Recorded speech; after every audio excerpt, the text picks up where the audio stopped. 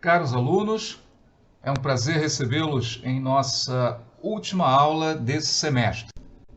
Ela tem como conteúdo a explicação final de Marx e seu papel dentro das concepções políticas do século XIX e vamos tentar, digamos assim, dar uma pincelada a respeito de John Stuart Mill. Bem, vamos usar hoje para explicar as análises de Marx a respeito da forma como a política burguesa se organiza e se pratica diante das contradições óbvias da sua sociedade, através de um escrito que eu já mencionei a vocês, que é o 18 Brumário. É a maneira como Marx explicou o desenvolvimento de um período da história francesa em que as contradições entre parcelas da sociedade criam oportunidades diversas para as outras, mas ao final acaba caindo numa certa armadilha ao permitir que uma figura completamente desarticulada de uma inserção de classes, ou seja, alguém, como eu já disse, que Marx desconfiava até mesmo não ser francês e ser um agente inglês na França, a quem ele atribuía a condição de ser pertencente ao Lumpen, ou seja, um desclassificado. Logo no início do 18 Brumário, há algumas frases que tornaram, digamos, esse livro e o pensamento de Marx a respeito de política bastante famosos e são repetidos várias vezes por aí.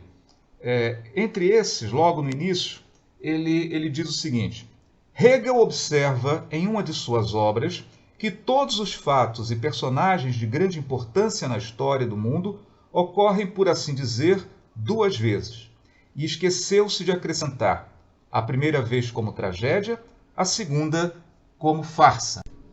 De fato, nós já ouvimos muitas vezes essa frase sendo repetida, e algumas vezes até mesmo parodiada, mas, ao contrário do que muitos tentam interpretar, na verdade, o que Marx diz aqui não é que a história se repita de forma diferente. Na verdade, ele quer dizer que a história não se repete. Ou seja, de um lado você tem a tragédia, que é a reunião de situações, de condição e de personagens elevados que se encontram em um momento em que são incapazes de alterar o destino que lhes fora posto à frente. Por mais que fizessem alguma coisa, por mais que tivessem a vontade, a força e todas as condições, até mesmo sobre-humanas, não conseguiram desviar da sua vida o destino que lhes havia sido posto. E essa noção de tragédia, que é essa essência, digamos assim, da tragédia, faz com que floresça, como resultado, uma condição humana que é inextricável. Faz com que os homens se percebam como, de certa maneira, incapazes de tomar o seu próprio destino em suas mãos. Na verdade, é uma forma pela qual se contraria aquilo que era o otimismo do iluminismo. Ou seja, os homens, muitas vezes, ou quase sempre, são incapazes de determinar exatamente a conclusão dos objetivos que querem constituir. Ou seja, os homens querem alguma coisa, mas nem sempre a conseguem, apesar de todos os seus esforços. E muitas vezes talvez não entendam porque as circunstâncias não lhes foram favoráveis se eles fizeram tudo aquilo que podiam. É porque, para além desse esforço pessoal, para além do heroísmo, de toda a sua inteligência, de sua capacidade, há coisas que o homem não pode dominar. E exatamente esse é o sentido da tragédia. E Marx, quando fala sobre essa frase de Hegel, ele quer dizer que há momentos na história em que o homem acaba por desvelar uma faceta da sua própria existência individual e coletiva. Revelam-se personagens individuais e, ao mesmo tempo, revela-se circunstâncias da vida coletiva. Mas isso não quer dizer que essas circunstâncias elas possam efetivamente se repetir. Porque se em algum momento isso é a tragédia, de outro lado, circunstâncias que foram postas para se assemelhar, na verdade não passam de, digamos, maneiras de se fazer uma ligação absolutamente ridícula entre uma verdadeira tragédia, um verdadeiro acontecimento e, de outro lado, uma imitação barata, uma tentativa de personagens se passar por outros e, ao mesmo tempo, dessas circunstâncias serem comparáveis a momentos efetivamente grandiosos da história humana. E isso se dá porque exatamente a consciência que os homens têm da sua vida lhes foi transmitida de alguma maneira do passado. Então, as imagens, as ideias, os heróis, os atos, as razões, inclusive a estética, elas não são criações absolutas do momento em que se vive, mas, em grande parte, elas são transmitidas pelas condições anteriores da vida coletiva. É todo um passado que imprime às nossas percepções uma parte da sua vivência e da sua experiência e da qual o homem não pode escapar. É por isso que, imediatamente depois, como eu já havia dito a vocês, ele fala que a tradição de todas as gerações mortas oprime como um pesadelo o cérebro dos vivos. Isso porque o homem não pode se desvincular da sua história, não pode se desvincular da sua língua, não pode se desvincular dos heróis que foram constituídos e passados através das histórias contadas pelos pais, contadas na escola, contadas na vizinhança, pelos grupos sociais nos quais as pessoas estão inseridas, através dos ditados populares, das histórias de boca em boca, ou seja, de retóricas que se tornaram famosas em momentos determinados. Tudo isso constitui um passado que se apresenta como atual e, dessa maneira, também influencia a nossa maneira de querer se apresentar. Aquilo que nos parece grandioso, aquilo que nos parece verdadeiramente constituído com uma seriedade, uma solenidade tal, que se imporia por si mesma a todos os homens, faz com que muitos tentem imitar, inclusive, ou talvez apenas pela estética. Quantos golpes de Estado, quantas quarteladas, quantos bandas dadas em palácios, né, na verdade tomaram o nome de revolução para se engrandecer, porque não queriam ser vistos simplesmente como atos menores digamos assim, de um concurso, de uma pequena briga política mesquinha entre pequenos grupos que desejam exercer o seu poder sobre outros, ou apesar dos outros. Quantas formas de exercício de poder tentam colocar sobre si mesmas a forma grandiloquente de democracia, né, de formas libertárias que os homens exaltam como o suprassumo da liberdade, quando na verdade são formas de aprisionamento e amesquinhamento. E a gente pode dizer isso não apenas do século XIX, mas também do nosso próprio século. Quem acredita que hoje, né, no Brasil ou mesmo no mundo, nós de fato estejamos vivendo uma sociedade em que haja democracia? Em que momento alguém acredita que nós decidimos alguma coisa?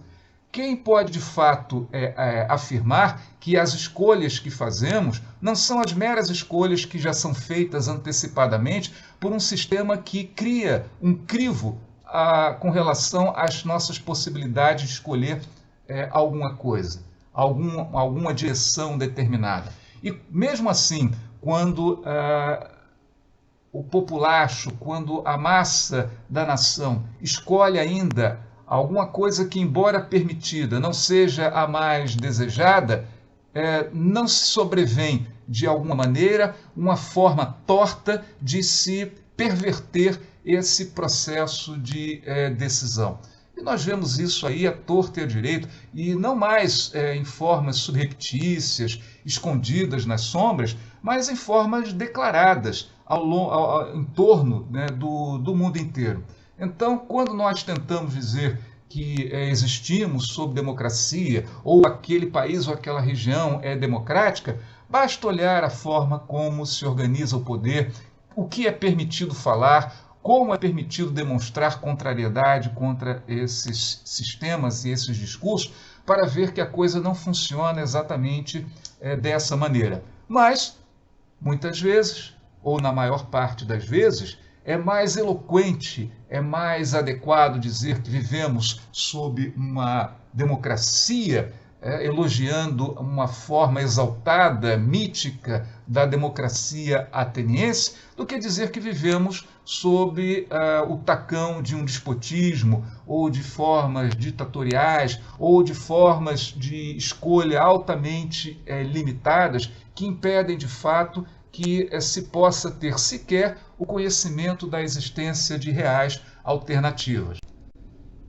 Em essência, basicamente, esse início do 18 Brumário quer dizer exatamente essa nuvem, essa névoa que obnubila, que impede que nós vejamos de fato como funciona e como acontecem as coisas no âmbito político. Por outro lado, é importante que nós levemos em consideração que o 18 Brumário é uma análise que tem como foco exatamente o funcionamento do sistema político burguês. A sociedade de classes é o pano de fundo, é aquilo que sustenta o teatro político, é aquilo que impõe, digamos assim, os limites e as bases de funcionamento desse palco político. Portanto, quando Marx faz essa análise, não faz apenas a pedido de um jornal americano, e não faz apenas para ganhar dinheiro, porque de fato ele ganhou dinheiro fazendo esse tipo de análise, mas também tenta esclarecer que a política, embora seja necessariamente uma necessidade do funcionamento do modo de produção, não é imediatamente uma consequência mera dos atos que se produzem no processo produtivo. Ela corresponde a interesses, mas ela deve, de certa maneira, dar conta do funcionamento de certos níveis da ação social que o modo de produção não cuida, como a questão da direção da sociedade, a maneira como se articula essa direção, como se ganha a legitimidade para essa direção da sociedade, como se impõe a legitimidade no funcionamento do próprio modo de produção, porque é impossível um modo de produção sem a definição de propriedade. E a definição de propriedade, quando se tem um conflito essencial nele, que é o conflito exatamente na separação entre o produtor direto, a força de trabalho, os instrumentos e os materiais de produção, como se impõe essa separação e como se faz para que essa separação tenha legitimidade, tenha seja acreditada e, ao mesmo tempo, ela funcione efetivamente para manter separados e controlados cada um desses elementos. Resumidamente, e eu gostaria que vocês lessem com muito cuidado, com muito vagar, o 18 Brumário, porque eu acho que ele tem lições a dar a respeito dos momentos que nós vivemos atualmente. Não é absolutamente uma cópia, mas pode nos fornecer um conjunto de conceitos para que entendamos mais os movimentos que se dão à nossa volta. A história de Marx do 18 Brumário começa com um desentendimento entre frações da burguesia. porque o governo de então, de Luiz Felipe, era um governo cujo objetivo era a satisfação dos interesses de uma parcela da alta burguesia, que era a burguesia financeira. Nem os industriais propriamente, nem o comércio propriamente, estava, digamos, incluído no processo de decisão final. Então havia uma certa tensão, embora isso não significasse necessariamente um rompimento com o sistema. Mas, além desses, havia outras parcelas da própria burguesia que não estavam incluídas no altíssimo nível de tratativas governamentais que se insurgem contra esse domínio. Inclusive a pequena burguesia, o funcionalismo público, que embora não seja propriamente uma burguesia, se identifica com a pequena burguesia, que por sua vez se identifica com a forma de organização burguesa e se acredita estar numa posição intermediária entre as ambições da burguesia, da alta burguesia, e ao mesmo tempo o perigo das massas populares, no sentido de que estas reivindicam melhores condições de participação política e políticas que de fato atendam às suas necessidades materiais. E nesse processo existe um conjunto de transições, de formações que identificam cada uma dessas parcelas e seus interesses também no plano político. A forma de organização política da sociedade política burguesa, o parlamentarismo, necessariamente deve trazer à baila essa construção que surge, que se tem do sistema burguês, de que a burguesia representa a sociedade. Ou seja, a forma burguesa é uma forma que, na sua mitologia, no seu discurso deslocado da sua prática, busca representar a sociedade. Mas a maneira como a burguesia vê a sociedade é a representação dos seus interesses, não de todos os interesses da sociedade.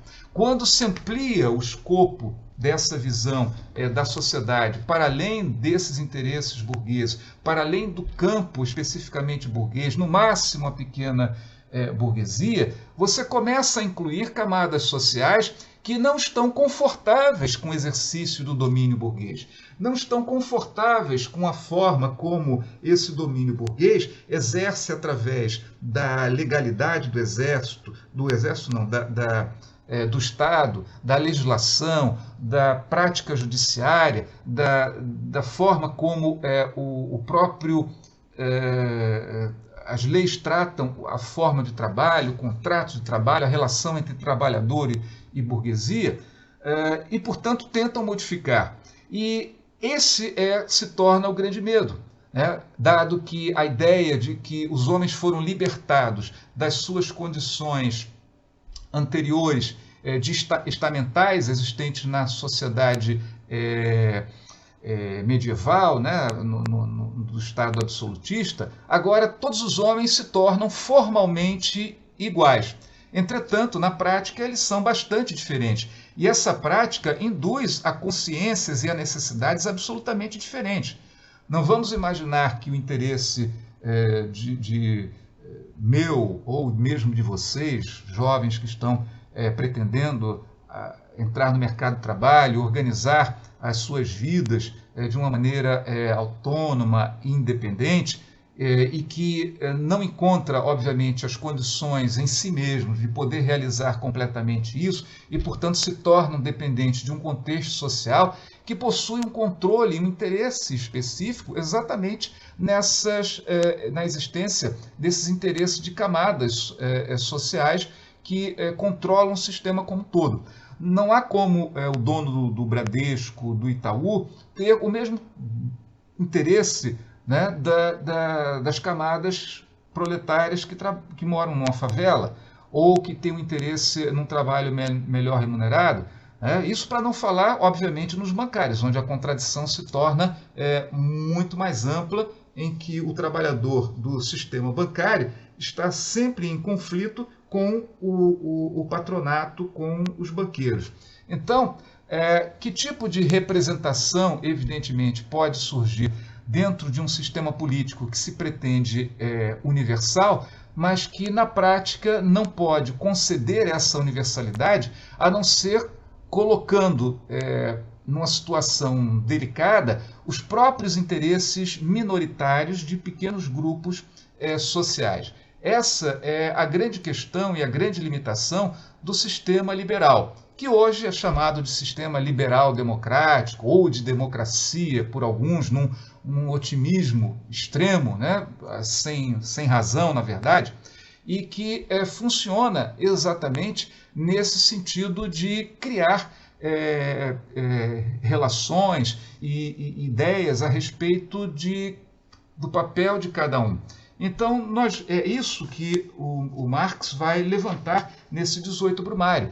A pretensão universalista formal de um sistema político inclusivo se encontra, na verdade, em choque com a necessidade da limitação dessa participação ou dessa influência dos interesses de outras camadas sociais sobre as decisões últimas do destino da sociedade, ou seja, sobre as decisões políticas do Estado nacional, do Estado centralizado.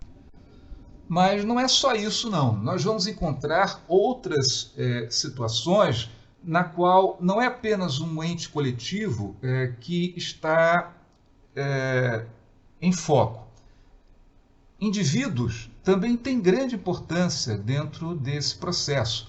Lideranças, principalmente, personagens individuais têm grande importância nesse processo de decisão. Lideranças proletárias, lideranças da pequena burguesia, até mesmo as grandes lideranças, a burocracia estatal e, pasmem, até uma figura esdrúxula, né, para dizer o mínimo, para ser educado, como o Luiz Bonaparte, constitui uma personagem de importante. Então, dificilmente você vai encontrar em Marx uma desconsideração para com os indivíduos que participam desse processo, principalmente quando eles têm posições fundamentais dentro do funcionamento desse sistema político parlamentar. E mais do que isso, o sistema parlamentar europeu é um sistema que divide o poder, ou, digamos assim, frações do exercício do poder entre pessoas diferentes, o que cria já um conflito inerente digamos assim, pela decisão em última instância. Esse conflito existiu na Inglaterra no século XVII, foi resolvido, de certa maneira, com a Revolução Gloriosa, mas existe inerentemente onde parcelas das decisões são postas em pessoas diferentes. Vejam que essa não é uma percepção que Marx tenha tido isoladamente. Nós vimos que autores anteriores, o Benjamin Constant, quando ele cria o seu constitucionalismo, ele via a necessidade de ter um problema, digamos assim, uma instância de solução no conflito entre o executivo, o legislativo, e ele via naquele chamado poder neutro. Marx não vai se preocupar com a questão digamos assim, de equilibrar esses poderes, mas saber como tais conflitos podem preparar, na verdade, o grande embate que não é entre parcelas, né, do sistema político, mas entre os grupos sociais fundamentais da sociedade moderna burguesa, que são a burguesia e o proletariado. Mas a instância política é uma instância de competição, porque no sistema de Estado, no sistema de poder, você encontra forças coercitivas físicas, você encontra a polícia, você encontra o exército. Esse comando é um comando que detém através de toda uma formação ideológica, de toda uma compreensão daquilo que é certo, do que é errado, inclusive do papel de autoridade que cada um exerce no âmbito da vida social. Qualquer policialzinho, né, qualquer um que se pretenda com algum tipo de autoridade, sempre tenta impor lá aqueles que aparentemente estão numa posição subalterna na sociedade. E muitas vezes se submetem a outros que estão numa posição superior na sociedade. Então, a questão da própria autoridade é uma questão a ser, digamos assim, definida no âmbito, né, do exercício concreto dessa autoridade. O Estado, portanto, é uma instância fundamental de organização e de participação e de ação política. É o lugar onde, como eu disse anteriormente na aula passada, é o lugar onde se produz a consciência social. Ou seja, é o lugar onde, dentro do âmbito da construção jurídico-política, você vai construir também essa consciência social do que você é, como você está, né, para além daquelas referências que já estão no modo de produção, ou seja, do seu papel na participação da produção, da sua percepção do fato de que o patronato retenha uma maior parte do produto do trabalho do proletariado, né? Mas no âmbito dessa esfera da superestrutura, é também um âmbito da formação dessa consciência social. E essas lutas políticas ajudam a construir a percepção e a consciência da própria sociedade em que se vive. Daí porque o Marx vai mostrar a necessidade de se limitar essa participação política, de se eliminar essa participação política, como foi o caso da eliminação das camadas proletárias, da eliminação dos partidos proletários, da eliminação daquelas camadas, daquelas lideranças, daqueles partidos, daquelas associações que podem mobilizar um poder que é superior a todos os poderes, inclusive o poder de repressão do exército ou da polícia, quando ele é mobilizado de maneira total, que é o poder geral da população, dessa massa desprovida aparentemente de recursos, mas quando reunida, não vou dizer na sua totalidade, mas num número sensível e suficiente, pode colocar em retrocesso até mesmo toda a polícia reunida ou todo o exército, a não ser que, evidentemente, ali se disponha de se fazer um massacre geral. Muitas vezes isso, de fato, acontece. E é esse aspecto da repressão que constitui para muitos o resultado final, a decisão que define se mantém um sistema político e de direção política burguesa tal como está, ou se ele tem que se modificar, ou se ele é completamente abolido.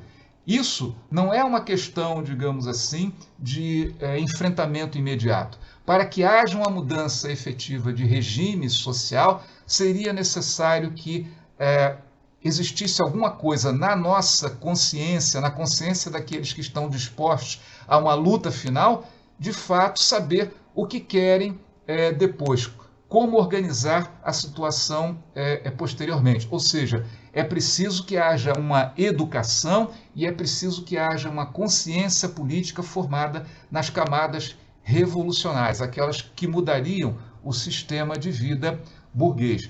E isso não é uma coisa fácil, porque o que nós vemos é que as camadas mais baixas, a massa de todas as nações, é sempre uma massa controlada e a qual não é dada as condições necessárias e adequadas de informação, de conhecimento, para, de fato, poder pensar autonomamente.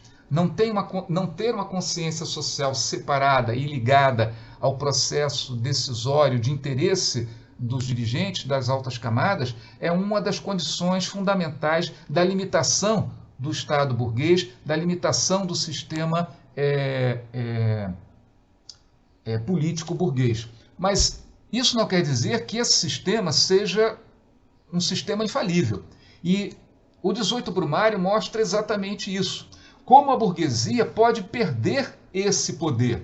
Às vezes, como nesse caso aqui, não perde o seu poder e o seu controle direto, político, para a massa da nação, mas perde para uma figura absolutamente esdrúxula, né, que Marx desrespeitava, no sentido de não conceder a ele qualquer inteligência, qualquer capacidade que não seja aquela de um 7-1, né, de alguém que pertencendo ao lumpen proletariado, de fato fosse um sujeito golpista, né, no seu sentido mais amplo da palavra. Golpista no sentido de tanto dar golpes em pessoas, em grupos, né, como dar golpe, inclusive, o golpe político, como de fato ele acabou dando. Então, esse conflito e essa possibilidade só se dá exatamente no conflito gerado por essa separação de poderes entre legislativo, executivo, e no caso onde se considera o judiciário como separação do poder executivo, também digamos assim, uma briga e uma luta entre essas três esferas. E é essa, digamos assim, situação que abre brechas para a inserção ou de um processo revolucionário, quando as massas estão preparadas, ou então de figuras abjetas, como foi o caso de Luís Bonaparte. Mas lembre-se, Luís Bonaparte não é a única figura abjeta ao longo da história do mundo que se insere dentro desse processo de luta política, né, em que a burguesia, com a sua necessidade de controle, acaba por perdê-la, vendo-se ou achando-se cercada e sem alternativa de controlar o poder político. Vejam que Marx expõe muito claramente que a força da massa de Paris, do proletariado de Paris, causa medo em todas as outras instâncias da vida social francesa, né, da pequena burguesia, né, da média burguesia, da burocracia estatal, né, da grande burguesia, e todas elas se unem para massacrar, né, o proletariado. Depois, essa pequena burguesia também deseja, de alguma maneira, um sistema político que seja a sua imagem e semelhança, embora isso seja um pouco difícil de definir, como o próprio Marx afirma. Mas, de qualquer maneira, isso significou uma luta contra a burguesia. Então, as outras instâncias se unem para eliminar essa pequena burguesia e parcelas da própria burocracia. Depois, os nacionalistas se veem também, por sua vez, eliminados quando tentam assenhorar-se do sistema político. E nesse processo vão ficando, de um lado, uma figura esdrúxula, como Luís Bonaparte, e de outro lado, isolado cada vez mais do resto da sociedade, da sua representação no parlamento e, portanto, sem apoio social, a burguesia, especialmente aqueles grupos mais poderosos que são efetivamente minoritários na sociedade francesa. Até o momento em que essa burguesia vê que o seu sistema político, ou seja, o seu sistema de representação de toda a sociedade, mas que não pode conter a representação de toda a sociedade, constitui para ela um perigo, à medida que cria a revolta, que cria a insatisfação generalizada contra ela, e ela precisa então de um protetor. Ela vai encontrar esse protetor ao final exatamente em alguém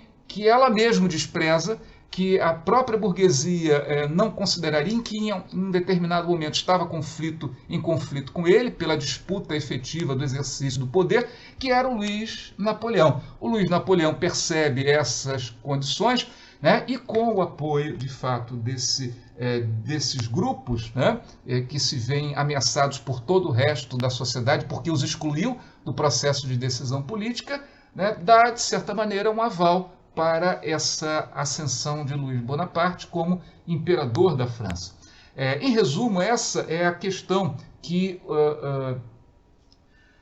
Marx nos propõe, que o sistema político é uma instância, né, também de luta, que produz uma certa consciência da relação de poder entre as diversas classes sociais, que o Estado controla mecanismos, né, físicos, né, de extermínio, né, e isso é essencial. Digamos que a mera luta econômica não vai conduzir a um processo de instauração de uma sociedade que não se coloque mais a serviço da concentração, né, da riqueza, mas que é preciso uma luta política, é preciso criar uma nova consciência social. E isso existe na superestrutura. A superestrutura dá essa consciência genérica, legal, essa consciência dos heróis, dos mitos, da própria ética em que a sociedade deve fundamentar. Fornece a filosofia pela qual os homens agora vão rever os atos passados e condicioná-los às suas novas condições de vida. Por isso é que se dá uma importância grande a essa luta política. As observações feitas por Marx no 18 Brumário não se pretendia que fossem meramente observações de caráter literário ou de uma análise corriqueira como outra qualquer.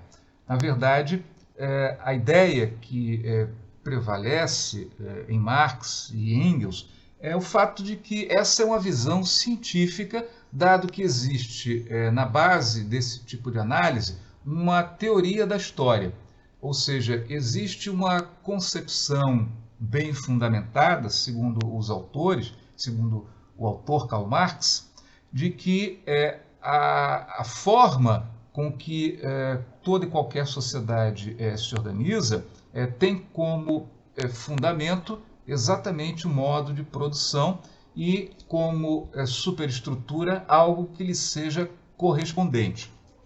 E esse caráter de pretensão científica, juntamente com outros autores da época, todos os que nós vimos, os anarquistas, o Comte, né, Saint-Simon, todos eles pretendiam que as suas análises tinham um embasamento.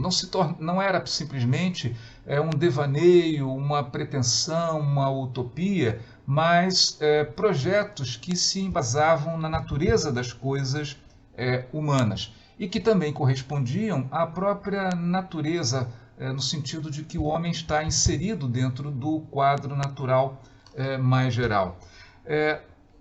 Inclusive, para que a gente possa perceber essa característica, tem um livro muito importante, que não sei se vocês já leram em outras disciplinas, mas que é fundamental, não pela atualidade dele, mas exatamente para mostrar essa necessidade que tanto Marx quanto Engels tinham de expressar as suas ideias num plano mais articulado da ciência.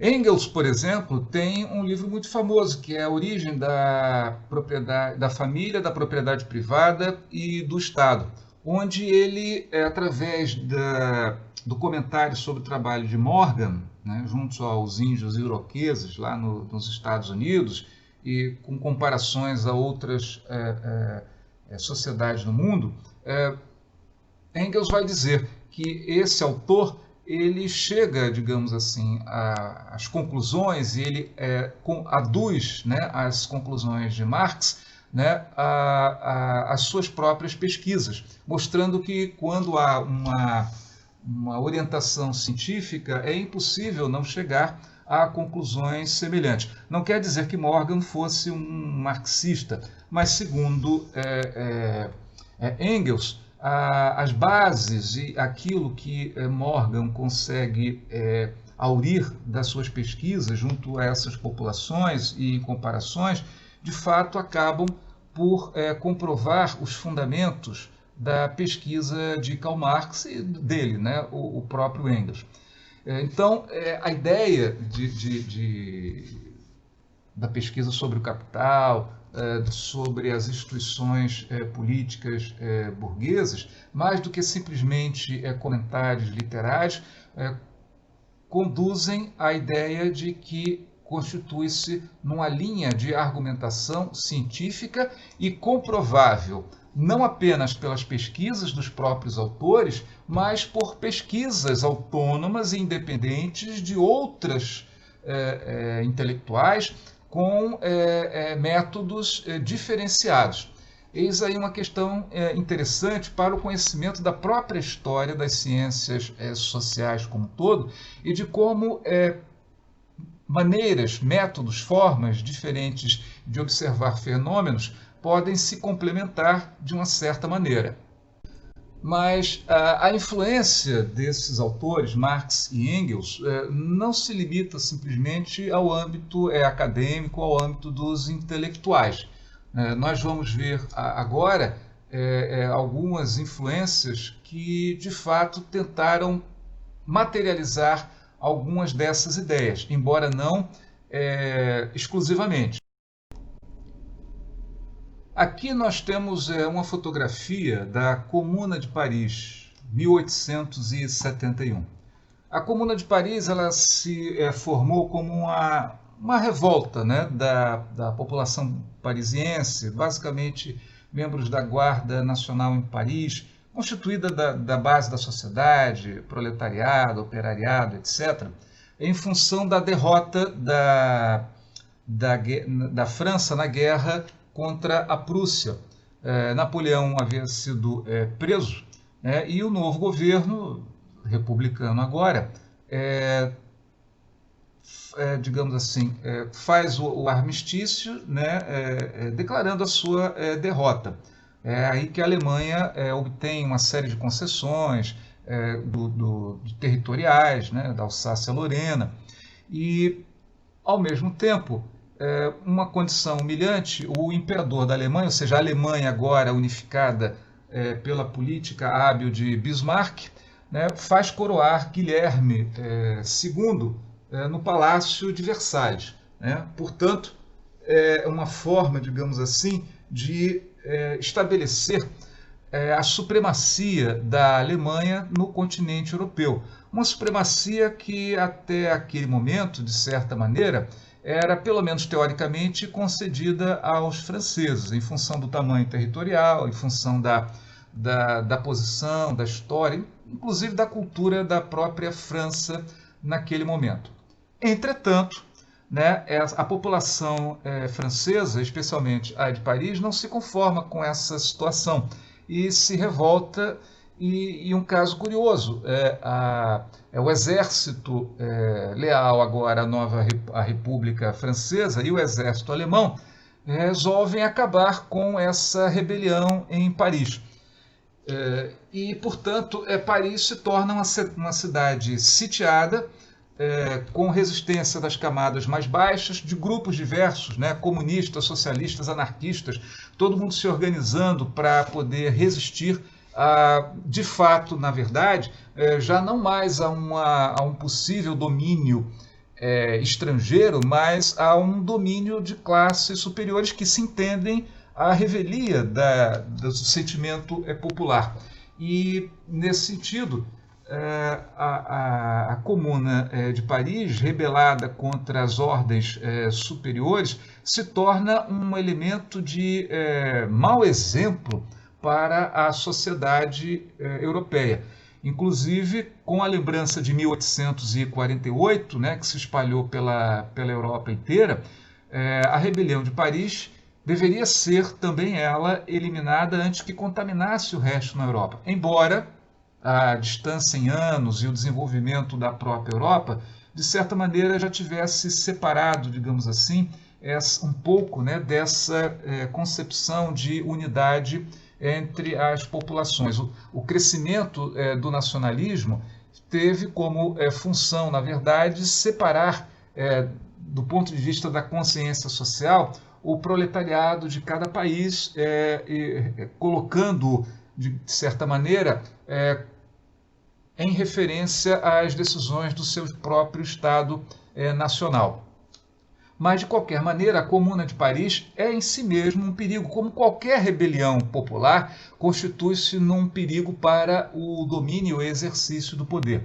Então, Paris é cercada, não existe um governo absolutamente formal, mas uma organização das baixas camadas. Os víveres são cortados, a população francesa sitiada passa fome, o proletariado passa a comer ratos, todos os animais que existem, barata, etc., até a sua derrocada final.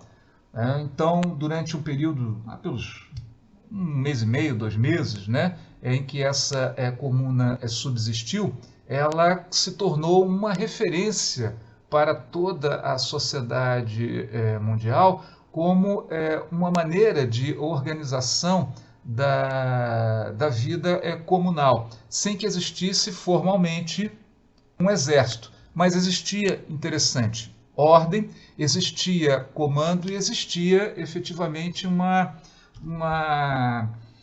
digamos assim, uma capacidade, né, organizativa que prescindiu da existência de um sistema altamente hierarquizado. As pessoas podem perguntar, isso significa que pobre sempre vai fracassar? Bom, no caso, como a comuna ficou absolutamente isolada, sem receber víveres, e por outro lado também, ela não teve a solidariedade de outras partes da França na quantidade ou na possibilidade de desviar, né, o sistema repressivo, né, dela mesma, de fato, os franceses acabaram, da comuna, os franceses em Paris, acabaram por ser derrotados. Essa foto mostra, digamos assim, os revoltados, os chamados os communards, né, preparados com barricadas contra uma invasão do exército alemão ou o exército francês. Essa, senhores, é uma outra vista, né, da Comuna de Paris. Vocês podem perceber o pleno domínio que os communards possuíam da cidade de Paris. Foi uma grande emoção e entusiasmo dessa população, porque eles perceberam que, embora estivessem cercados, eles possuíam, digamos assim, uma força, né, para de fato se organizar. Não havia a necessidade final, né, de uma hierarquia, de pessoas que tivessem o direito de lhes mandar ou de comandar. As soluções e as decisões eram tomadas na própria comunidade, nas situações em que lhes era apresentada naquele momento, e era eficaz. Tanto que o exército, né, não teve condições de adentrar em Paris, a não ser quando efetivamente a própria Paris já estava em frangalhos pela falta de alimentos e as pessoas estavam enfraquecidas. Isso significa que o poder das comunidades e da sociedade, ele é bastante superior àqueles mesmo das porções armadas e organizadas. Eu não sei se vocês já perceberam na leitura, por exemplo, de Hobbes, né, que quando ele fala que ter amigos é poder, que ter pessoas a seu serviço é poder, o que ele quer dizer é que o poder está nas pessoas, não está nas coisas, não está nos equipamentos, não está no botão atômico. Está em quem vai apertar o botão, se ela vai obedecer às ordens, quantas pessoas estão prontas e dispostas a colocar as suas próprias vidas por uma causa, sob o comando de alguém em que eles acreditam. Não significa necessariamente um comandante que requeira a fé, mas aquele em quem é depositada a confiança, né, de que ele trabalha pelo bem da comunidade. Então, essa situação de que os comunards percebem que eles detêm um poder, embora um poder incerto, e eu acredito também que eles contavam de alguma maneira com a possibilidade de uma contaminação da sociedade francesa com o seu heroísmo, com a sua resistência, com a sua capacidade, né, uma solidariedade que não houve, né, e que seria certamente, por outro lado, massacrada. E aí a gente tem que levar em conta as contingências da sociedade, né, como a Comuna de Paris era vista pelo resto da própria França, né, como talvez o perigo das camadas baixas, dos pobres, do proletariado, contra uma sociedade hierarquizada. Né? Imagine a pequena burguesia se imaginando espoliada, né? Os trabalhadores estatais, todos aqueles que se consideram desvinculados do destino dessas camadas mais pobres, imaginando que se a sociedade fosse organizada mais equanimemente, né, eles teriam seu estilo de vida, a sua pretensão de vida totalmente desfeita. E daí, obviamente, a condenação. É isso que faz parte da nossa consciência social, quando nós estipulamos, né, pré-julgamos determinadas questões sem nos atentar do ponto de vista de uma ciência e sem encarar verdadeiramente os limites da nossa dos nossos próprios preconceitos, né, e sem visualizar as oportunidades que se lançam quando inovações são apresentadas a nós de maneira clara. E aqui uma outra paisagem da Comuna de Paris. Vocês podem perceber como Paris, de fato sitiada, estava organizada para uma guerra e para a destruição. O que resultou da Comuna de Paris foi uma mitologia em torno dela. Quando eu falo mitologia, eu não estou me referindo a idealizações sem sentido, não. De fato, a Comuna de Paris ela teve uma capacidade material limitada, mas mostrou-se absolutamente eficaz na contraposição às forças existentes naquele momento. Ou seja, a sociedade, não a sociedade civil, porque a sociedade civil é um conceito da sociedade burguesa, mas a sociedade, as baixas camadas, aquela parte da sociedade excluída da sociedade civil, efetivamente, conseguiu se organizar, apesar de todas as formas com que se fala a respeito das baixas camadas, de que elas são incapazes de alguma coisa de caráter mais elevado, porque são constituídas de pessoas que não têm acesso aos instrumentos intelectuais criados pela sociedade até aquele momento, pela sociedade mais desenvolvida. De fato, as camadas mais baixas não têm acesso aos conhecimentos mais elevados. Entretanto, isso não significou a incapacidade que elas tivessem, através do bom senso e do conhecimento limitado, fazerem o melhor possível. E um melhor possível suficiente para manter a uma certa distância aqueles recursos mais equipados da sociedade burguesa, mais desenvolvida. É preciso entender que Paris estava sitiada. É preciso entender que Paris, revoltada, que a Comuna estava lidando com dois exércitos fortemente armados contra uma Guarda Nacional, e a população de Paris, uma parcela dela, na verdade, organizada para a resistência. E isso se manteve por 2 meses. Uma população sitiada, privada de alimentos, privada de uma série de recursos necessários à sobrevivência, mas que se manteve resistente, apesar disso tudo aí, e mostrando que uma consciência havia se formado, mesmo que numa circunstância que não havia sido deflagrada por essa população, mas que permitiu que naquele momento essa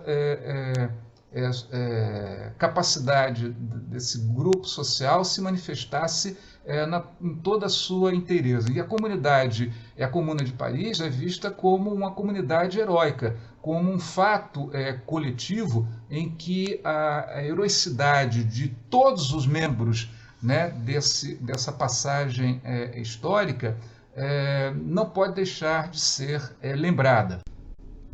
Dizem que Marx considerava, né, a Comuna de Paris como um vislumbre daquilo que poderia ser uma sociedade comunista, ou seja, uma sociedade que prescindisse, né, do Estado, obviamente do Estado burguês, mas do Estado em geral para se organizar. É claro que ele não estava falando de condições generalizadas. E um vislumbre, porque obviamente ela foi derrotada. Mas materialmente constituiu-se num exemplo de possibilidades concretas. Quando todos afirmam, né, a impossibilidade dos homens se organizarem sem a presença dessas instituições de comando, de coerção, a Comuna de Paris deu uma demonstração breve, mas concreta dessa possibilidade. Aqui a gente tem um desenho curioso, né, que na internet, todas essas figuras, todas essas fotografias foram pegas na internet. Vocês vão à internet e vê Comuna de Paris, que vocês vão pegar isso aí. Na Wikipédia, né, você pega esses desenhos, essas ilustrações aí. Esse desenho está descrito, né, como o momento em que os trabalhadores, né, ou seja, a força de trabalho, se reapropria de alguns dos seus instrumentos de trabalho que foram hipotecados, né, para que eles pudessem, de alguma maneira, ou continuar o seu trabalho, ou obter alguma situação de sobrevivência. Vejam como é essa questão. Instrumentos de trabalho que foram retirados aos trabalhadores por dívida, obrigando-os necessariamente a não mais trabalhar por conta própria, mas colocar a serviço, né, daqueles que têm os instrumentos de trabalho, essa força que eles antes utilizavam em seu próprio proveito. Essa é uma situação, digamos assim, que reproduz bem o desejo, digamos assim, de não se submeter a esse constrangimento, que é o constrangimento de ver a sua força decidida de uma maneira absolutamente privada, como se fosse uma situação justa, né? Porque quando você vai pedir emprego em uma empresa, né, as pessoas ficam satisfeitas porque vão trabalhar numa grande empresa, elas estão entrando numa situação na qual a suposição é de que as duas partes que fazem um contrato de trabalho, elas têm uma igualdade jurídica. Mas uma coisa é você ir sozinho, né, você, sua força, a sua individualidade, chegar num departamento de pessoal de uma grande empresa que já possui regras e que você não discute, na verdade, o seu próprio contrato de trabalho. Você, na verdade, adere a ele ou cede o lugar a outro. Então, essa é uma condição na qual aquela presunção de uma igualdade contratual no momento do emprego, ela é completamente descabida, né, para a realidade. Poucos são os trabalhadores, e aí você vai falar de situações bastante raras, que podem discutir as condições para a sua remuneração e o seu trabalho. Isso não é a regra para a quase totalidade dos trabalhadores. Bem, caros alunos, essa foto nos remete ao resultado da Comunidade de Paris. Não é uma foto para desanimar. Nem toda a rebelião popular chega necessariamente a esse final absolutamente trágico. Mas isso serve apenas para que vocês possam perceber que quando as camadas mais baixas fazem as suas reivindicações e as colocam de uma maneira bastante decidida, não existe perdão por parte das camadas mais altas. Não existe qualquer tipo de possibilidade de negociação quando essas camadas mais altas acreditam que detêm o controle ou que possam derrotar num enfrentamento físico essas camadas baixas da população. E foi o que aconteceu com a Comuna de Paris. Não imaginem que as pessoas em Paris morreram em decorrência meramente dos conflitos ou só da fome. Muitas pessoas, muitas mesmo, milhares de pessoas foram executadas quando as tropas adentram em Paris. Pessoas que inclusive se entregavam para que o exemplo da rebelião não fosse seguido por outros lugares, em outras situações. Foram, dizem, mais de 20 mil mortos e pessoas executadas pelos soldados do exército. E isso não aconteceu, essas situações não aconteceram apenas na Comuna de Paris. Nós temos no próprio Brasil situações em que nós vemos que, como resultado, digamos, da derrota, do cerco, da resistência, da demonstração, enfim, da eficácia de uma possibilidade de uma eficácia de uma sociedade sem mestres, sem donos, né, possa ser colocada em dúvida, né, a execução e o morticínio em geral. E aí você tem Canudos, você tem Contestado, você tem uma série, né, no Brasil de outras situações na qual o final é sempre um extermínio para incutir medo, para eliminar pessoas, lideranças que possam de alguma maneira mobilizar essa força extraordinária que é a fé e a crença de que é possível construir um mundo justo sem os seus exploradores. E essa foto é apenas uma demonstração, né, das pessoas que foram executadas e possivelmente heróis dessa resistência em Paris. Marx tinha em alta conta a Comunidade de Paris, assim como todos aqueles que, de alguma maneira, têm um pensamento revolucionário, levam a Comuna de Paris em alta conta, como um exemplo de capacidade e de possibilidade real de existência de uma sociedade sem esse comando, sem essa estrutura que estratifica os homens no acesso às suas condições de vida. E que também, até quase numa concepção anarquista, mostrando também que os homens não precisam de Estado nem de governo. Embora Marx não tenha exatamente essa mesma opinião, pelo menos no início de um processo revolucionário, né? Até porque muitos dizem que a Comuna de Paris foi inspirada, né, nas ideias marxistas de Marx. É preciso a gente considerar que a Comuna de Paris foi, digamos, um elo essencial na construção de uma concepção de vida e de sociedade que não se deu ali naquele momento, mas que foi sendo estabelecida, acrescida de vários autores, de vários pensadores, de vários acontecimentos anteriores que acabaram moldando a Comuna de Paris.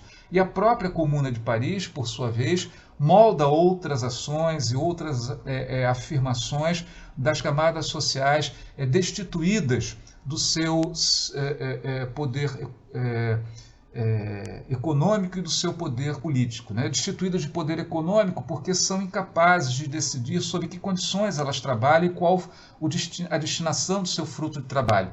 E outras que têm algumas condições mínimas são destituídas efetivamente de poder pensar, conceber uma vida social superior através de uma consciência que seja mais igualitária.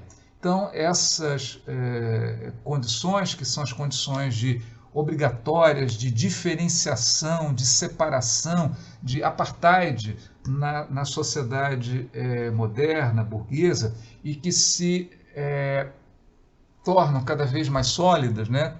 Basta ver as estatísticas sobre a criação de agrupamentos de super ricos, de hiper ricos, né? Ultra ricos, e o aumento da pobreza em certos lugares.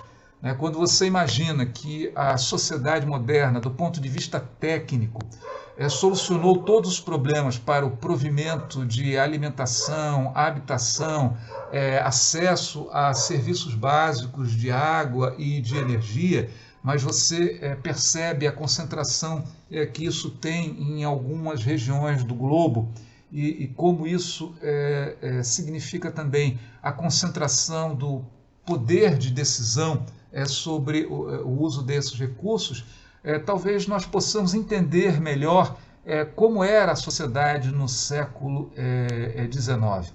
É bom perceber que o estado de bem-estar social ele só surge na Europa, nos Estados Unidos, no momento em que, de fato, as condições históricas ameaçavam a vida dessa sociedade burguesa, porque a massa da nação, das nações, estava jogada à sua própria sorte, né? E precisou haver uma certa, digamos assim, condescendência com relação àquelas camadas que estavam passando por situações absolutamente drásticas, fome, revolta, incapacidade de entender. Na Europa, o que estava acontecendo na Europa resultou no nazismo na Alemanha, né? Já que o liberalismo e as formas de entender a sociedade burguesa por seu próprio domínio acabavam por não corresponder às necessidades gerais. Então procurou-se alternativas. De um lado o comunismo, de outro lado surgiu o fascismo e o nazifascismo.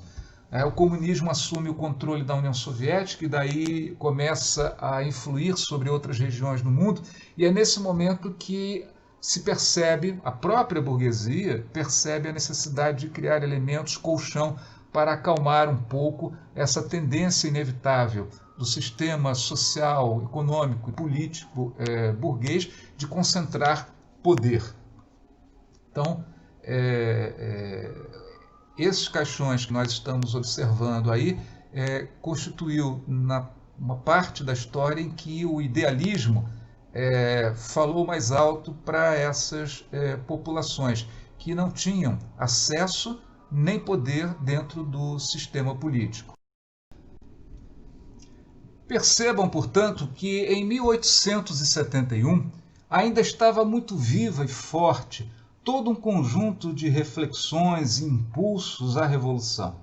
Isso fazia com que a sociedade em geral, ou aqueles que tinham em suas mãos o governo dessas sociedades, sempre se preocupassem com o fato de algum movimento poder subverter esse comando e poder retirar das mãos de determinada classe social e passá-la a outras. Principalmente porque a ideia de que o domínio burguês é um domínio geral da sociedade constituía o apanágio, digamos assim, dessa ideia de libertação que o burguês traz do momento da eliminação daquele poder dos estamentos do Estado absolutista.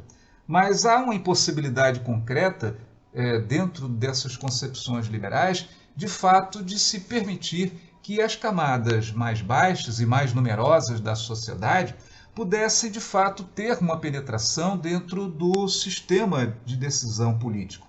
Isso porque temia-se que, obviamente, os interesses dessas camadas, sendo diferentes das camadas mais altas em função das suas posições diferenciadas no processo econômico, social e político, conduzisse à possibilidade de mudanças numa esfera legal, numa esfera coercitiva do Estado, e que isso se revertesse sobre as outras instâncias sociais e econômicas, fazendo com que a ordem em que a propriedade dominava, uma propriedade sem limites, sem extensão, um sistema social que abria as possibilidades da concentração absoluta da riqueza, pudesse ser contestado nas suas próprias bases. É bom observar que houve, portanto, sempre durante o século XIX, a necessidade contínua de justificar a existência desse sistema. A gente vê isso desde o seu início, né, com Benjamin Constant e outros autores. Vemos autores que contestam a forma da sociedade burguesa, portanto, era um embate intelectual bastante diversificado. John Stuart Mill, que é essa personagem que vocês veem na foto, participou também ativamente desse debate. E ele estava efetivamente no centro e no cerne do desenvolvimento dessa sociedade burguesa que vai desembocar na forma como hoje nós observamos o estilo burguês de ser.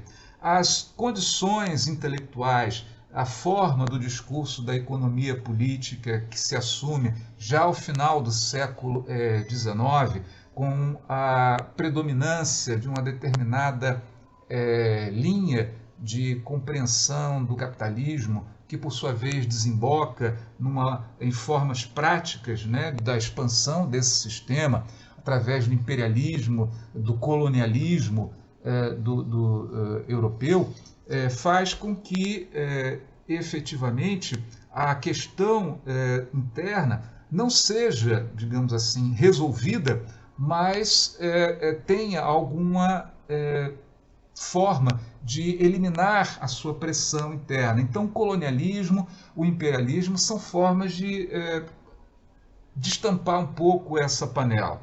Mas a questão interna ela não é eliminada. E John Stuart Mill se dedica a isso. Observem que o John Stuart Mill, dizem, né, que desde pequeno ele é alguém que muito ligado ao desenvolvimento intelectual. Tanto assim que dizem que aos 3 anos ele já falava grego, né, e latim, né, além do inglês, obviamente, né? E ao longo do tempo ele foi desenvolvendo essa capacidade, primeiro dentro da tradição da sua própria família. Seu pai também era um pensador, né, na área de filosofia social e política, né? Ele também começa por uma linha utilitarista de Bentham, que era ligado à família do Stuart Mill. Mas num certo momento ele vai aderir a um pensador que nós já vimos, que era Augusto Comte. Ele adere à ideia, né, da concepção geral que Comte tem a respeito do desenvolvimento social, inclusive essa relação entre ordem e progresso, como duas faces, né, de uma mesma moeda. Não há progresso sem ordem, o progresso é uma forma de ordem, e a ordem é necessária à existência do passo seguinte, que é o progresso. Então, Bentham internaliza essa noção. E o progresso é alguma coisa bastante evidente no século XIX para todos aqueles que, nascidos ainda no início do século XIX, chegam até quase final do século XIX. Há uma transformação imensa, material, visível nas cidades, nos transportes, em várias outras esferas, inclusive na ciência. É preciso que a gente perceba que o desenvolvimento, uma série de conhecimentos, né, como a eletricidade, o magnetismo, são por volta do meado do século XIX ainda curiosidades dentro da vida cotidiana, mas chegando já ao final, 1870 e alguma coisa, 1880, já vão se tornando uma realidade na atividade de indústrias, de fábricas, e na virada do século já se constituem novos marcos materiais da sociedade burguesa. Portanto, o século XIX vê o progresso dentro de um contexto de transformação mesmo material. As pessoas percebem durante a sua vida esse tipo de existência, né? Eu acho que hoje também a gente pode perceber isso, vocês talvez vão perceber porque são mais novos, né? Uma série de mudanças ao longo da sua vida, até porque poderão com certeza, né, se não regredirmos, né, na nossa situação civilizatória, poderão ter uma perspectiva de vida bem mais larga do que aqueles que hoje já estão vivendo. Basta que eu diga a vocês que na minha época de adolescência e de juventude não existia essa coisa de internet, né? Não para nós, né? Pessoas comuns. Já existia como um estudo bastante restrito de instituições universitárias e do sistema de defesa dos Estados Unidos. Mas como algo fazendo parte do cotidiano de milhões, de bilhões de pessoas, isso não existia. Né? Hoje, por exemplo, um telefone celular tem muitas vezes a capacidade de processamento de um computador que na década de 70, né, ocupava um andar inteiro de um edifício. Então, hoje, para quem viveu aquela época, viu aquele mundo, vê que houve uma transformação bastante grande em alguns aspectos, né, da nossa vida material. Em outros, né, nós não vimos essa transformação. Ou seja, é exatamente essa dicotomia, essa diferença entre um progresso acelerado de uma parcela da sociedade e um marasmo de uma outra parcela da sociedade que cria essa tensão. Essa tensão que hoje vemos é a mesma tensão que se via anteriormente. E naquele momento se providenciava estudos e se requeria que a inteligência entendesse o porquê dessa diferença. Daí vemos Marx, vemos Augusto Comte, vemos John Stuart Mill tentando perceber como enquadrar, como tirar lições desse processo e qual o significado desse distanciamento. De um lado, as possibilidades de progresso para todos e, de outro lado, a sua limitação efetiva. Então, o John Stuart Mill, considerado economista, considerado filósofo político, filósofo social, e aí vocês podem pesquisar a vida dele, é muito interessante, né? Ele, ao embarcar, né, nessa concepção de Augusto Comte, ele vai retirar um determinado fio da meada, que não é exatamente um pensamento contista, não é um pensamento positivista no sentido religioso. Ele nega, né, essa parcela da concepção de Comte, embora absorva a teoria geral da história de Augusto Comte, e principalmente essa relação entre ordem e progresso, né? Nós absorvemos também, né, no nosso pavilhão nacional. E ele vai perceber que este processo, que é um processo social, ou seja, ordem e progresso como elementos constantes, né, da vida, de certa maneira, tem uma influência sobre o próprio governo, ou seja, o governo tem um papel a ser exercido nesse processo de ordem e progresso e ordem. A tendência para o progresso, segundo o John Stuart Mill, na verdade é um mérito do governo. Portanto, ele já estabelece como um ponto de partida a necessidade da existência de uma cabeça, né, dentro da estrutura social. Assim como Comte também via a necessidade de ter dirigentes, né? E, na verdade, o corpo político, que seria essa cabeça, é uma classe de homens cujos esforços tendem a um fim útil e elevado. A qualidade do povo é, na verdade, um recurso, digamos assim, uma função da própria existência de um governo, porque a virtude e a inteligência é um mérito do bom governo em promover, né, essa qualidade do povo, através de um processo educacional, através de um processo civilizatório, obviamente através também da satisfação de certas necessidades básicas fundamentais. Nós não vamos ver John Stuart Mill liquidando ou criticando a forma capitalista da vida social. Ele não adere ao projeto digamos assim, religioso de Augusto Comte, né? Ele é um dos próceres do liberalismo, mas esse liberalismo é um liberalismo reformista, ou seja, que entende a necessidade de que haja alguns elementos de concessão e, obviamente, de esforço da sociedade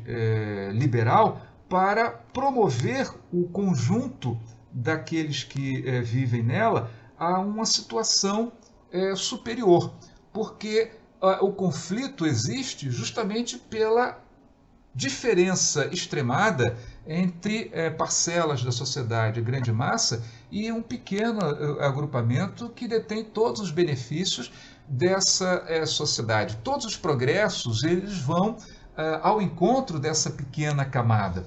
E isso é um fator de desequilíbrio político que John Stuart Mill percebe como evidentemente perigoso. Perigoso por quê? Porque à medida que fomenta digamos assim, a a desesperança, à medida que fomenta a revolta, à medida que fomenta a insatisfação, há uma tendência dessa maioria que não foi preparada e que não consegue usufruir, mesmo que pouco, né, desses novos progressos, a tentar destruir e desorganizar essa sociedade liberal. E John Stuart Mill vê essa sociedade liberal como alguma coisa positiva, porque os progressos que ela trouxe são, para ele, inevitavelmente, progressos que devem ser mantidos. São formas novas de poder satisfazer necessidades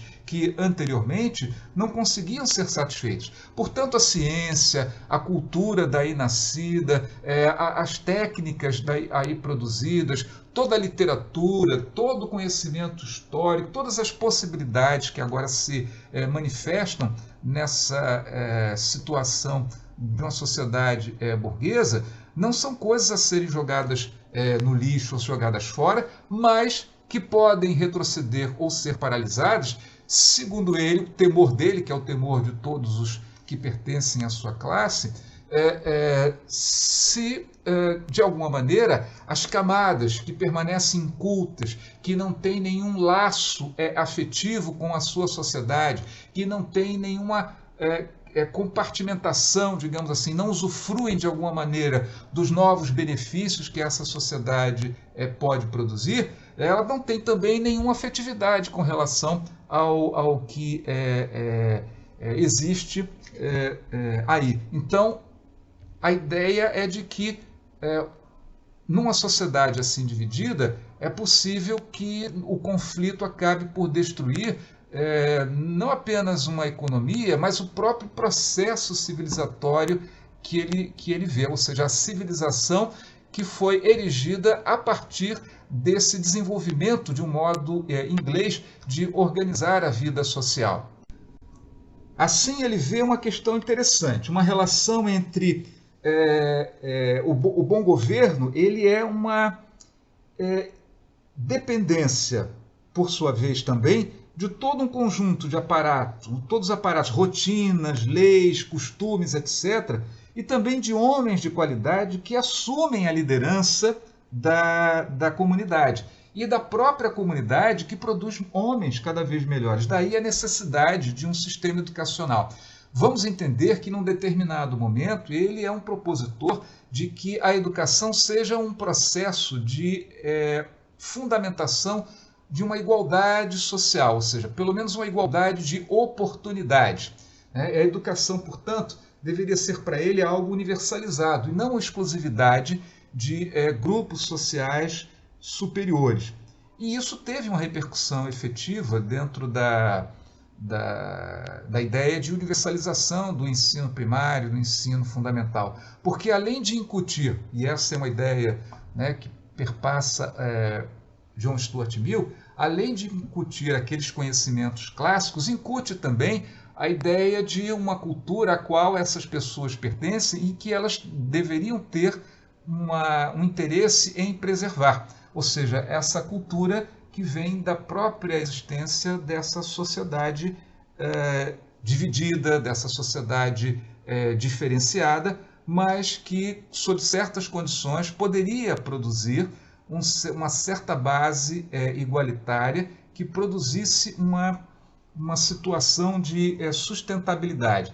Então, ele é um liberal reformador.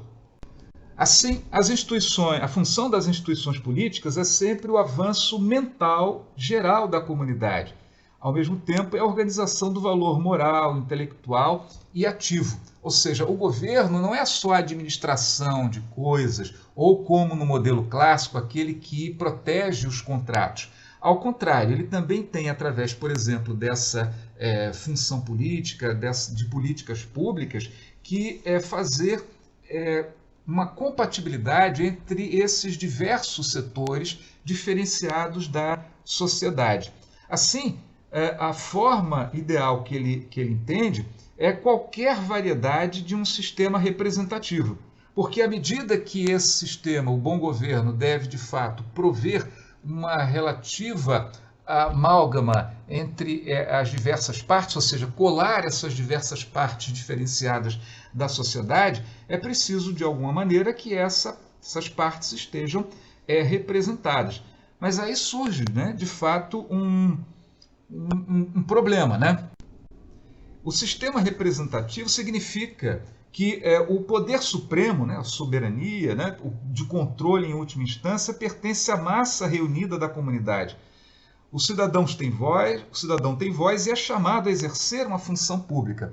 Portanto, é alguma coisa um tanto ligada àquele idealismo, né, da leitura dos antigos gregos e etc. Mas corresponde também, de certa maneira, a um ideal, que é o ideal da participação, né, da população em geral. Mas existe uma trava nessa visão de John Stuart Mill, que é a escolha dos homens de qualidade. Nada contra, né, os homens de qualidade, mas à medida que o sistema educacional, embora mantenha ou se proponha a ter uma base fundamental no ensino primário, isso não é a mesma coisa que dar a todos exatamente as mesmas oportunidades educacionais. Mas, de qualquer modo, para o século XIX, isso constituía uma espécie de neoliberalismo, ou seja, alguma coisa nova dentro do liberalismo, né, do século XIX. E foi, de certa maneira, combatido por outras alas e vertentes do próprio liberalismo como sendo uma intervenção estatal nos assuntos privados, particulares, e que, obviamente, causaria despesas, etc, etc. O discurso, senhores, é sempre o mesmo. O que hoje a gente chama de neoliberal, na verdade, é o velho e horroroso liberalismo, né, que seria até mesmo combatido pelo John Stuart Mill. Ele diria que a superioridade desse sistema representativo está em que os interesses dos indivíduos e dos grupos eles são considerados quando os interessados se dispõem a defendê-lo.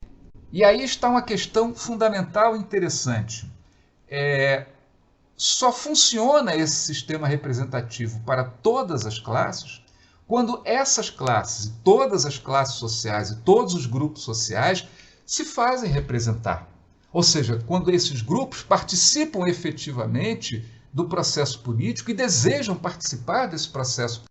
E ele acrescenta, a extensão da prosperidade geral ela é proporcional ao número e à quantidade de energia, variedade de energias pessoais empenhadas em promovê-las. Ou seja, a qualidade desse processo de participação depende, digamos assim, de uma diversidade dessa participação.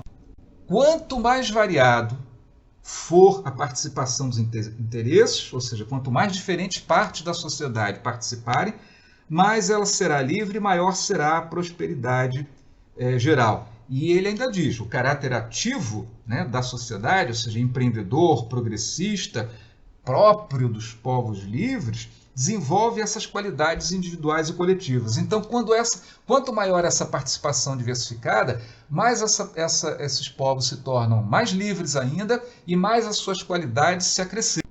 Já aquelas populações passivas, em que existe pouco interesse na moral pública, não existe interesse na participação dos assuntos públicos, né, você tem uma ameaça, né, ao sistema, né, é a própria moral privada. Assim, ele vai entender, né, o governo representativo como desenvolvimento geral da sociedade. Né? Ou seja, aquele progresso só é possível dentro da condição de um governo representativo. E as instituições representativas, elas controlam o executivo, né? devem ser sustentadas pela opinião pública. Eis aí uma questão interessante, a opinião pública. De fato, esse sistema representativo que imagina poder trazer, né, para o processo de discussão os interesses mais variados, necessita dessa opinião. Mas, diferentemente daquela opinião pública que se encontrava no século XIX, porque é preciso entender o seguinte: quando nós falamos de opinião pública no século XIX, mesmo no início do século XX, nós estamos falando de um grupo bastante restrito das sociedades, mesmo na Europa, na Inglaterra, mesmo com o processo de desenvolvimento do voto. existiam bastante restrições para a participação efetiva da maior parte da sociedade. Não era apenas o voto das mulheres ou dos jovens, era o voto também dos homens, a questão dos analfabetos, aqueles que possuíam uma renda inferior a um determinado quantum, todos esses estavam fora do sistema, né? No quesito da questão da renda, é porque se acreditava que aqueles que eram muito pobres teriam interesses tão diversificados e tão diferentes daqueles que tinham dinheiro que seriam capazes de votar pela, digamos assim, assambarcamento, né, da riqueza dos mais ricos. Esse é um dos medos, né, de um sistema de proteção e de interesses mais generalizados. Mas, quanto à questão da opinião pública, é preciso ver que no século XIX a opinião pública era bastante restrita, eram grupos restritos. E, em geral, os jornais, as revistas, elas expressavam exatamente a opinião desse grupo social. Tanto assim que os jornais tinham sessões de correspondência e uma pessoa que era funcionário público, que era de alto talante, empresários, acadêmicos, etc., escreviam.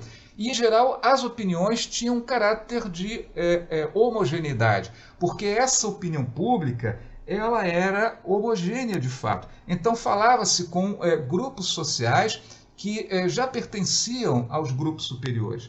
À medida, portanto, que as demandas das camadas mais baixas e mais numerosas da sociedade se fazia por participação no processo político, essa opinião pública tendeu a se esgarçar. Então a gente vê continuamente um processo no qual aquilo que se chama de opinião pública, que é dada por um certo setor, né, da difusão dessas opiniões, jornais, revistas, etc., passa a ficar com uma parcela dessa sociedade mais geral. E a outra parcela, que digamos, bloqueada de discutir as suas questões nos meios tradicionais, tem que constituir os seus próprios meios de opinião pública. Então você tem uma guerra de opinião. As opiniões elas são diversificadas, né, não mais apenas no sentido marginal, mas elas são diversificadas também num sentido fundamental. Então você sai de uma situação na qual a repressão física as manifestações de trabalhadores para um sistema no qual as polícias secretas, a própria polícia empastela jornais de determinados sindicatos ou de determinados partidos. Partidos são proibidos de emitir as suas opiniões, partidos são proscritos, sindicatos são proscritos, opiniões são proscritas da sociedade como sendo subversivas e não admissíveis numa sociedade civilizada, são radicais, são extremados, são destruidores dos valores fundamentais da religião, da moral, dos bons costumes, porque não acreditam em Deus, na família e na propriedade, e assim vai, né, dentro desse contexto. Então, à medida que essas concepções elas vão se radicalizando, nem mesmo o processo educacional foi capaz de mover um processo de amálgama. Apenas uma melhora nas condições de vida pôde acalmar, de fato, as demandas por maior participação política. E o individualismo burguês típico passou a predominar mesmo nas camadas mais baixas da sociedade, cada um vivendo o que pode, comprando o seu iPhonezinho, né, tendo a sua televisão, né, de 50 polegadas, e as pessoas ficam satisfeitas com isso, mas não muda, né, a estrutura da vida social.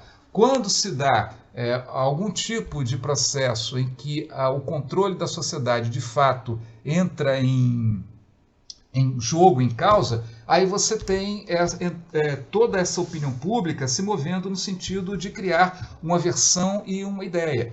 Num determinado momento da vida política, os comunistas são matadores de criancinhas, ou socialistas e anarquistas não acreditam em Deus, são contra Deus, e, portanto, Deus é colocado fora da nossa vida. Precisamos eliminar esses infiéis, né, de alguma maneira. A marcha com Deus, família, né, num determinado momento, por exemplo, da história brasileira, né? Hoje se passa sob outras medidas, né? As fake news, hoje a gente chama de fake news, mas o que hoje temos de fake news sempre existiu dentro da política no sentido de demonizar aqueles que, principalmente, tinham um discurso que não se coadunava com a ordem, que colocavam em causa a ordem. Então, a ideia de John Stuart Mill, mesmo ele, num momento de maior contraste, nem o John Stuart Mill ele é perdoado, ele é colocado de lado. A ideia dele de que se poderia, através da educação, mostrar, obviamente, o interesse das próprias baixas camadas no estilo e na forma da nossa sociedade, porque ela simplesmente trouxe um tipo de progresso que não existia antes, sequer foi complementado, né, nem nos países desenvolvidos, quanto mais, né, em países como o nosso, em que a vida escolar, né, ainda é não só deficitária, mas ela não alcança toda a população. E nas camadas mais pobres é uma educação muito aquém daquilo que elas devem saber sobre uma sociedade cada vez mais veloz na sua mutação. Bem, eu peço perdão a vocês pelo fato da gente falar de uma maneira tão rápida a respeito do John Stuart Mill. Não deveria ser assim, porque afinal de contas John Stuart Mill tem uma importância dentro da contextualização, dentro do discurso liberal. Ele vai ter uma influência mais à frente, principalmente quando os ânimos se acirrarem. Então, um certo liberalismo reformista vai ser necessário e vai ser empregado.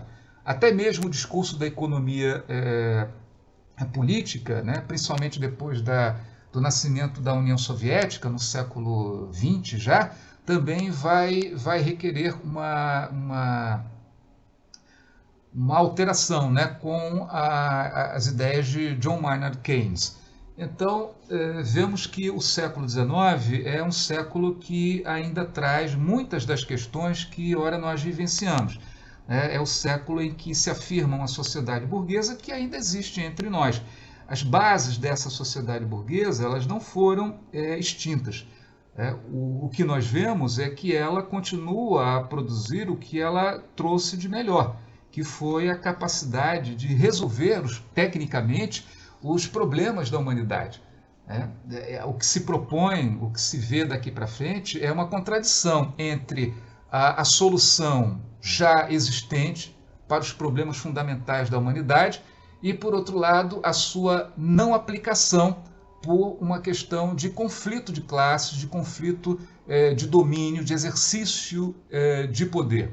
E essa é uma questão que o século XIX transfere para o século XX e que o século XX transfere para o século XXI. Nós somos, portanto, os autores. Nós vamos fazer o nosso destino, mas não vamos fazer como nós queremos. Nós faremos com o peso de todo o passado que nos foi legado. Portanto, com isso nós vamos finalizando a nossa matéria. Sinto muito que tenha que ter sido por esse sistema de aula gravada. Eu gostaria até que fosse direto, mas eu tenho problemas de internet. Eles não são solúveis porque a solução não existe para a área em que eu moro. E, portanto, a maior estabilidade para que vocês possam assistir alguma coisa escorreita, digamos assim, é exatamente esse sistema de transmissão direto do YouTube para o sistema da RNP. Eu vou deixar agora que vocês façam as suas perguntas, né? E finalmente a gente conclui esse nosso Ciência Política 3. Desculpa qualquer situação de atropelo, né? Eventual não cumprimento do nosso esquema de matéria, mas eu acho que a gente viu bastante coisa e vocês vão ter nas férias a possibilidade de complementar isso com leituras, né, tranquilas, vagarosas. Então, é isso. Um abraço a todos, boas férias. Eu sei que vem aí perguntas a respeito das notas. Então, estou pronto a respondê-las.